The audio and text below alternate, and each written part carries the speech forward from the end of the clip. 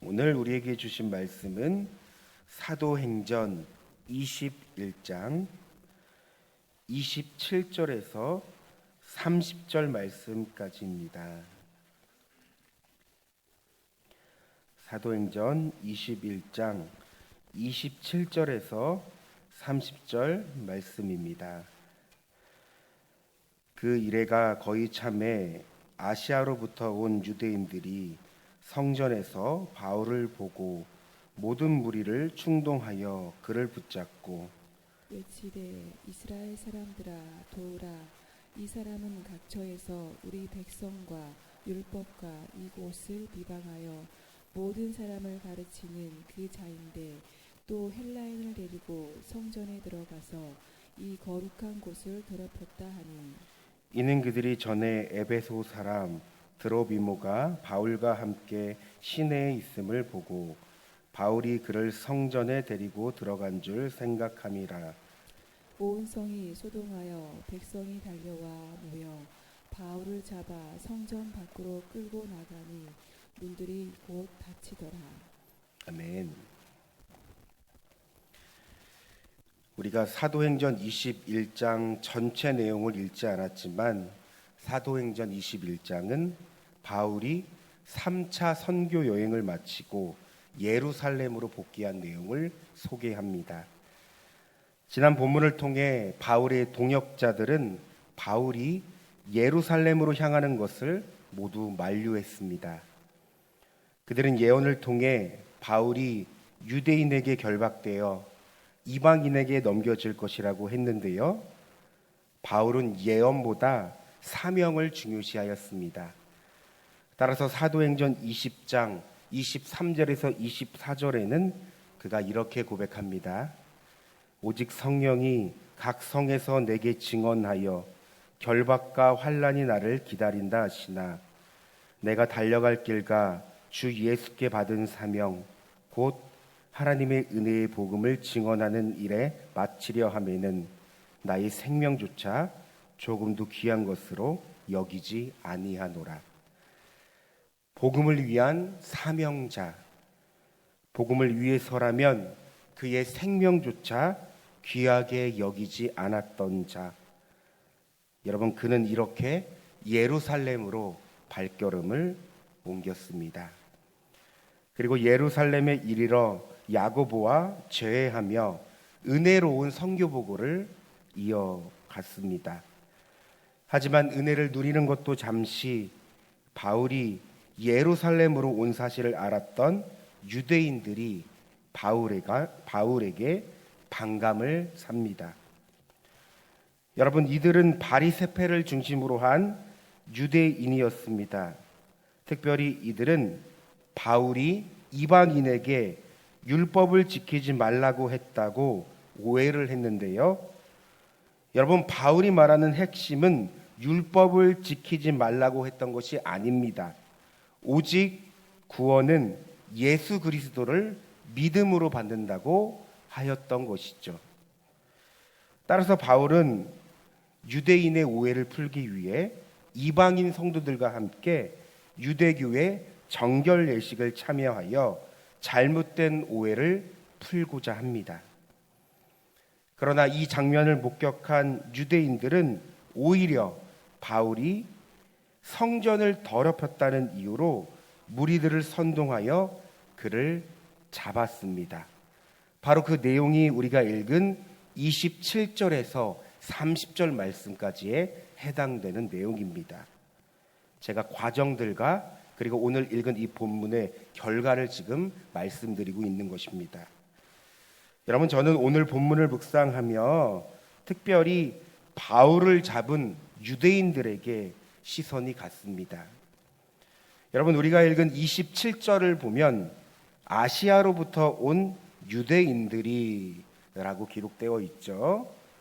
아시아에서 온 유대인들은 바로 에베소 사람들을 말합니다. 그들은 에베소에서 예루살렘으로 건너온 유대인들입니다. 이들이 바울을 잡으려고 따라온 것인지는 알 수 없지만 중요한 사실은 여러분, 에베소라면 바울이 애착을 가지고 약 3년 동안 복음을 전하며 말씀을 가르친 곳입니다. 따라서 에베소는 어느 지역보다 바울의 도움을 받고 은혜를 입었던 곳입니다. 그런데 지금 이들이 바울을 향해 어떤 태도를 취하고 있습니까? 은혜를 악으로 갚고자 합니다. 어떻게든 바울을 끌어내리려 하였고 음모하며 잡아 죽이고자 했습니다. 그런데 여러분, 이들의 모습은 비단 그 당시뿐만이 아니었습니다. 여러분, 예수님께서 공생의 사역을 하실 때 기억하십니까? 여러분, 그때도 마찬가지로 예수님은 유대인들에게 복음을 전하시며 은혜를 베풀어 주셨습니다. 심지어 죽은 자도 살리셨습니다. 그러나 이렇게 큰 은혜를 입었음에도 불구하고 이들이 예수님을 어떻게 하였습니까? 예수님을 배척하고 십자가에 못 박아 죽이고 말았습니다. 우리는 이들의 모습 속에서 무엇을 생각할 수 있을까요? 성도의 삶의 방식은 세상의 삶의 방식과 달라야 한다는 것을 생각해보고 묵상할 수 있습니다. 여러분, 지금이나 이 세상을 보면 은혜를 원수로, 선을 악으로 갚기 일쑤입니다.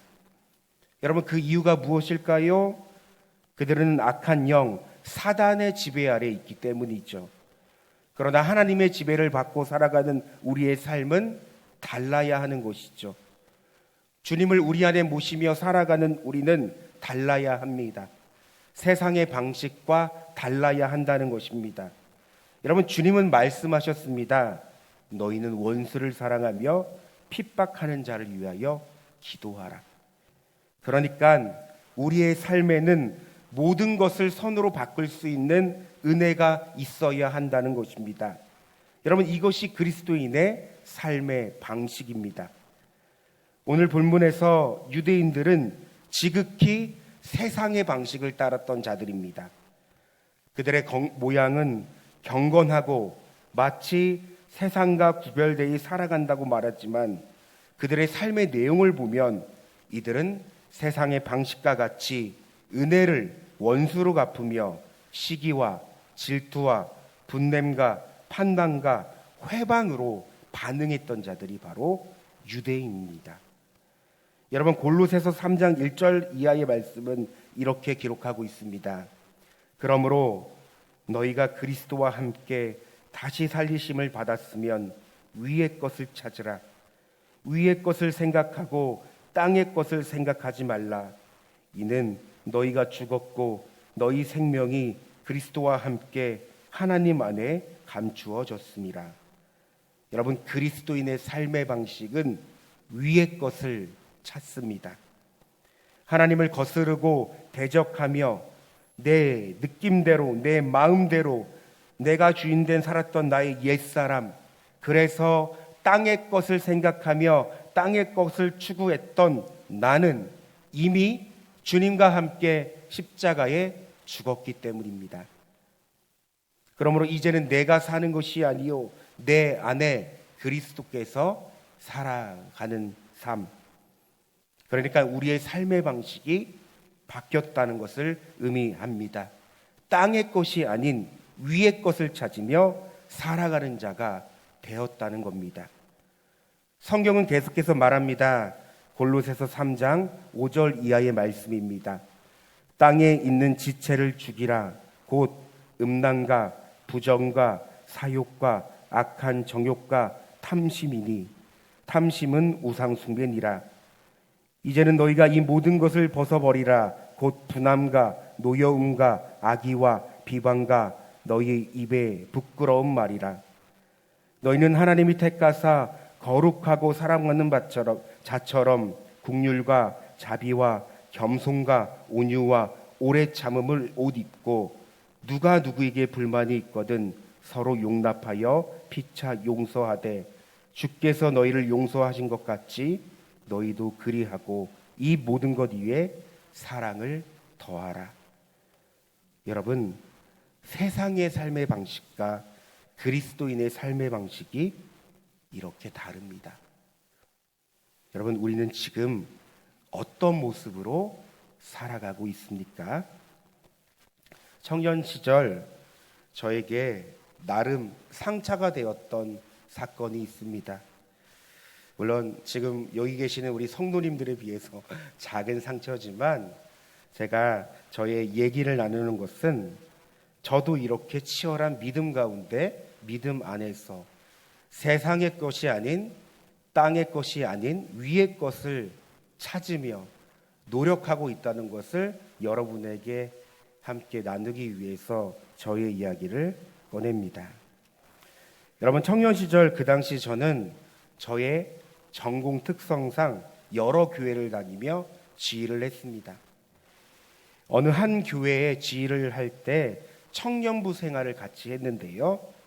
그런데 그 교회 목사님께서 저를 잘 보셨는지 저에게 지휘와 함께 중고등부 교육전도사를 제안하셨습니다. 그 당시 저는 신학을 공부한 것이 아니었기 때문에 사실 사역을 하고자 하는 마음이 없었습니다. 그러나 목사님의 말씀에 순종하여 1년을 맡아 사역을 했습니다. 하루는 수요 예배였습니다. 예배가 시작되고 말씀을 듣고 있는데요. 제가 성경을 이리저리 찾으며 고개를 숙이고 있었습니다. 그런데 목사님께서 저의 행동을 오해하셨는지 또는 아무래도 제가 처음으로 사역을 하는 것 하니까 부족함이 많았는지 설교를 하는 도중에 저를 크게 혼을 냈습니다. 갑자기 설교 중에 다른 교역자를 부르며 이렇게 말씀하셨습니다. 김 전도사, 이희욱 전도사 밖으로 내보내. 사실 예배 중이라 처음에는 그 말을 듣고 어안이 벙벙했습니다. 예배를 함께 드리는 성도님들도 마찬가지였습니다. 그런데 너무나 당황스럽고 충격있고 저는 손을 덜덜 떨며 그 자리를 빠져나갔습니다. 여러분, 많은 사람들 앞에서 쫓겨나 본 적이 있습니까? 그것도 예배 도중에 목사님에게 혼이나 여러분 쫓겨난 적이 있습니까? 여러분, 절대 저는 목사님을 비방하려고 말하는 것이 아닙니다. 당연히 부족했기에 일어난 일이라고 생각합니다. 그런데 제가 이 말을 하는 이유는 어떻게 어려운 마음을 이겨내고 그리스도인의 삶의 방식을 취했는지를 전하고자 하는 겁니다. 그러니까 이런 어떠한 여러 가지 질문을 하지 마시고 그냥 어려운 마음을 어떻게 이겨냈는지만 관심을 갖고 봐주십시오. 그때부터 저는 마음의 병이 들기 시작했습니다. 크게 두 가지 마음의 병이 생겼습니다. 첫째, 사람들 앞에 서기가 무서웠습니다. 여러분, 저는 그 사건이 있은 후 교회에서 밥을 한 끼도 먹지 못했습니다. 사람들이 모여 있는 곳이라면 왠지 수근수근 저의 이야기를 하는 것 같고 사람들의 소리가 들리기 시작하면 심장이 벌렁대 도저히 사람들이 모여 있는 곳에 가기가 너무나 두려웠습니다. 너무나 무서웠습니다. 둘째, 목사님이 너무 미웠습니다. 도저히 용서할 수 없었고 용서하기 싫었습니다. 그런 마음으로 설교를 듣고 얼굴을 볼 때마다 여러분, 저의 마음은 너무나 완악해져 갔습니다. 당장 교회를 그만두고 뛰쳐나가고 싶었지만 맡겨진 아이들을 생각했기에 저는 왜 예배 시간에 제가 쫓겨났는지를 모른 채 1년을 꼭 참고 사역을 했습니다. 그렇게 1년이 지나 교회를 마무리했을까요? 여러분, 저의 마음은 너덜너덜 신앙의 바닥의 상태가 보였고 도저히 회복될 수 없었던 상태로 병들어갔습니다. 저의 마음에는 분노와 정죄와 아픔과 악함만이 남았습니다. 여러분도 다 아실 겁니다. 우리가 마음을 완악하게 먹으면 절대로 하나님의 은혜를 경험할 수 없습니다. 막혀있는 신앙으로 살아갈 수 없다는 것입니다. 여러분, 이것이 얼마나 괴로운지 아실 겁니다. 생명력이 없는 신앙을 갖고 살아가는 것, 여러분, 이것이 얼마나 괴롭고 비참한지를 여러분도 잘 아실 겁니다. 제가 그랬습니다. 어떠한 노력과 열심으로도 이 상태를 도저히 벗어날 수가 없었습니다. 그렇게 오랜 시절을 괴로워하며 교회도 나가지 않았고 하나님을 떠나 살았고 방황하기 시작했습니다. 그런데 여러분, 그렇게 살다 보니까 도저히 제가 못 살겠더라고요.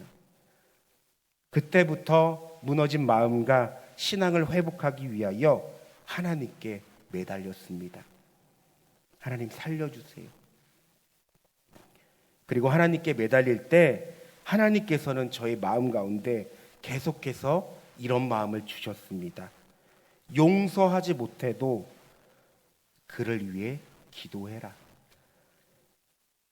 저의 마음이 싫어도 목사님을 위해 기도하라고 하나님께서 계속적으로 마음 가운데 저의 마음을 채근하셨습니다. 여러분, 원수를 위해 기도해 보셨습니까? 목사님이 저의 원수는 아니지만 여러분, 우리에게 상처와 아픔을 준 사람을 어떻게 쉽게 용서하고 그를 위해 기도할 수 있겠습니까? 없습니다. 못합니다, 쉽게. 그런데 기도를 해야지 제가 살 것 같았습니다. 그때부터 목사님을 위해 기도했는데요, 여러분, 눈물이 났습니다. 그런데 그 눈물의 의미는 다른 것이 아니었습니다. 너무 분해서 흐르는 눈물이었습니다. 애통하고 불쌍해서 하나님의 마음으로 눈물 흘린 것이 아니라 내가 살려면 이 방법밖에 없으니까 억지로 기도해야 하는 생각에 눈물만 났습니다. 그런데 여러분, 하나님은 참 신실하시죠? 기도할 때마다 조금씩 저의 마음을 치유하시고 회복시켜 주셨습니다. 여러분, 제가 그 상처와 아픔으로부터 자유할 때까지 얼마나 끈질기게 치열하게 싸웠는지 모릅니다. 여러분, 지금도 감정이 쑥 올라올 때가 있습니다. 그때의 상황이 생각날 때가 있습니다. 상처받은 자아가 툭툭 튀어나올 때가 있습니다. 그런데 그때마다 저는 늘 고백합니다. 나는 이미 주님과 함께 죽었습니다. 나의 상처받은 자아, 병든 자아는 이미 십자가의 못을 박았습니다. 주님, 저는 새 사람입니다. 위의 것을 찾는 자입니다. 주님, 저는 절대로 이전과는 같지 않을 것입니다. 세상의 방법을 따르지 않고 그리스도인의 방식을 따르며 살아갈 것입니다. 여러분, 우리에게는 그리스도인의 방식을 취하기까지 치열함이 있습니까? 악을 선으로 이길 수 있는 은혜가 우리 가운데 있습니까? 때론 우리가 살아가며 정말 우리의 마음이 어려울 때가 있죠. 수많은 환경과 어려움과 문제를 마주할 때가 있습니다. 어찌 이것을 말로 다 표현할 수 있겠습니까? 그런데 여러분, 우리의 생활 방식은, 우리의 삶의 방식은, 그리스도인의 삶의 방식은 미움과 다툼과 시기와 질투가 아니라 사랑과 온유와 오래 참음과 절제입니다. 분노와 흥분과 정죄와 비판이 아니라 평안과 감사와 긍휼입니다. 부정과 절망과 우울과 낙심과 상처와 아픔을 끌어안는 자가 아니라 치유와 회복과 소망으로 사랑하는 자가 바로 우리라는 사실입니다. 여러분, 우리는 싸워야 합니다. 이전과는 같지 않는 삶을 위하여 하나님의 은혜를 구하며 싸워야 합니다. 우리는 이미 예수님과 함께 십자가에 죽었고 이제는 주님의 생명으로 새로운 존재가 되었습니다. 이미 나의 상처받은 자아와 병든 자아는 이미 십자가에 못을 박아 죽었기 때문입니다. 여러분, 우리는 주님 안에서 새로운 피조물입니다. 그렇다면 그 피조물은 세상의 방식이 아니라 그리스도인의 방식, 위의 것을 찾으며 살아가는 자입니다. 오늘 하루도 우리의 삶이 세상의 방식이 아니라 하나님의 방식, 그리스도인의 방식을 따라 살아가길 기도합니다. 우리 다 함께 본문을 생각하며 기도하길 원하는데요. 악을 악으로 갚는 삶이 아닌 악을 선으로 갚는 은혜의 삶이 우리 가운데 있길, 그러므로 세상의 방식이 아니라 그리스도인의 방식을 취하며 살아갈 수 있는 우리의 삶이 되도록 여러분 이 시간 주여 한번 부르시고 기도하겠습니다. 주여. 사랑과 은혜가 충만하신 하나님, 오늘 사도행전 21장을 보며 바울이 이제 3차 선교 여행을 마치고 예루살렘으로 돌아왔을 때 하나님, 감사와 기쁨도 잠시 그를 잡으려고 기다렸던 유대인이 있었습니다. 그런데 하나님, 그 유대인이 다름 아닌 바울이 3년 동안 하나님 나라의 복음을 전하고 은혜를 흘려보냈던 에베소 사람들이었습니다. 이들은 은혜를 악으로 갚으며 바울을 비방하고 바울을 잡아 죽이려고 했습니다. 그런데 하나님, 이 유대인들의 모습 속에 나의 모습, 우리의 모습은 보이지 않는지 이 시간 말씀을 통해 나의 삶을 점검해 봅니다. 하나님, 우리가 살아가면서 여러 환경과 수많은 문제가 마주할 때 우리는 어떤 방식으로 반응하며 살아갑니까? 어쩌면 세상의 방식을 따라 은혜를 악으로 갚는 우리의 모습은 없습니까? 그러나 하나님, 우리의 삶의 방식은 그리스도인의 방식으로서 위의 것을 찾는 자들입니다. 하나님, 우리가 늘 악을 선으로 바꿀 수 있고 여러 가지 상황을 은혜로 바꿀 수 있는 그 삶이 우리의 삶인 줄 믿습니다. 하나님, 우리가 때때로 살아가면서 여러 마음들과 하나님 문제와 어려움을 마주하게 됩니다. 그때마다 올라오는 나의 부정과 하나님 실패와 좌절과 절망과 낙심과 상처와 아픔들이 있습니다. 그러나 하나님, 우리는 이러한 것들을 끌어안고 살아가는 자가 아니 이미 하나님께서 우리를 위하여 이 모든 것을 십자가에서 처리하셨고 우리는 그러므로 위의 것을 찾으며 소망을 가지고 살아가는 자임을 이 시간 고백합니다.